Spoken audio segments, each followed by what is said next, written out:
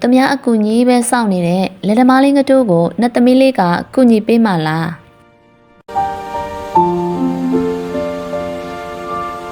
မင်္ဂလာပါတသားမိမိတို့ရေဒီနေ့မှာတော့တီတီကအပြင်းကြီးတဲ့လက်သမားလေးငတိုးအကြောင်းကိုပြောပြပေးမယ်နော်တခါတော့ကရွာတွာမှာလက်သမားလေးငတိုးရှိတဲ့သူကအရန်လေးပြင်းတဲ့ကွယ်သူမိဘတွေက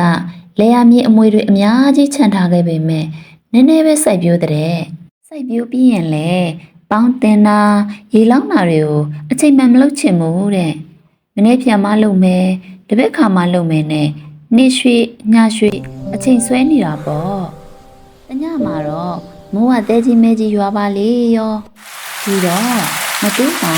စိုက်ခင်းရေလောင်းပြန်မလို့တော့ဘူးဆိုပြီးပြောနေတာပေါ့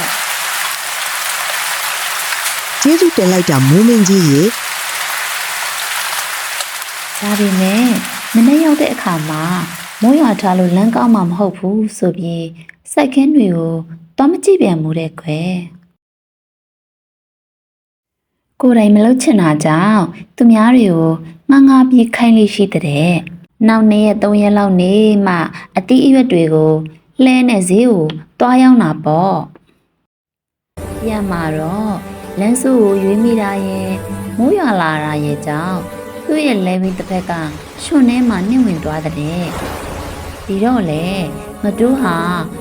လဲပေါင်းလို့ရအောင်မကြံစီမဲငါကွာဒီလမ်းဆိုးမှာရွေးမိတယ်မိုးကလည်းငါ့ညောင်မှာရွာပါလားလို့မိတွန်းတောက်တင်းနေတာပေါ့တခြားသူတွေကုညီမလားလို့မျောနေပေမဲ့လမ်းဆိုးကနေဘယ်သူမှမလာကြဘူးတဲ့ကွယ်ဒီတော့ငါတို့လဲလှဲဘဝဆင်းပြီးအပင်တပင်အောက်မှာပြင်းပြင်းထိုင်နေရင်အိပ်ပျော်သွားတာပေါ့အိမ်မက်ထဲမှာနှစ်သမီးလေးတစ်ပါးပေါ်လာပြီးငါတို့အခက်ခဲနဲ့ရင်ဆိုင်ရတဲ့အခါမှာအပြစ်တင်ပြောဆိုပြီးသူတစ်ပါးအကူညီကိုကြီးပဲမျောနေလို့မရဘူးကိုတိုင်းကိုအားညာအားသုံးပြီးအပြစ်မကြည့်ပဲကြော်လွားရမယ်လို့ပြောပြီးပြုတ်ကွယ်သွားတဲ့ငါတို့လည်းအိမ်မက်ကနိုးလာချင်းလေးပြီးကျွနေတာကိုရအောင်လုပ်မယ်ဆိုပြီးကြောက်ခဲတွေကိုရွှွန်နေနေတဲ့လဲဘင်းနာထည့်ကြည့်လိုက်တာပေါ့ဒီတော့လေးဘင်းလဲကြောက်ခဲရဲ့အမာအားနဲ့ငေါရသွားတော့တာပေါ့အဲ့ဒီအချိန်ကစပြီးငါတို့ဟာ